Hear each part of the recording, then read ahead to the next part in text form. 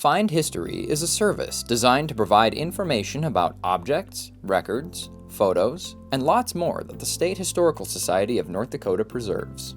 Visit findhistory.nd.gov to access the home page. Here, you can begin your search by typing keywords into the search box. If you are looking to narrow your search to a specific section of the State Historical Society, click on one of the links listed under Collections or Archives and Library.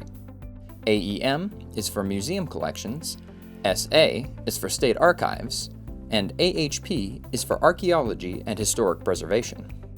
For example, let's click on State Archives Photograph Collection. Now that we're in this directory, we'll type Governor Arthur Link. Now we can view all the entries related to our search. If we wanted to save this entry for later viewing, we would click here. Then, it will be added to the page called My List, where the entry can be printed, downloaded, or emailed. Find History has new materials being added all the time, so be sure to check in often or contact the State Historical Society of North Dakota for more information.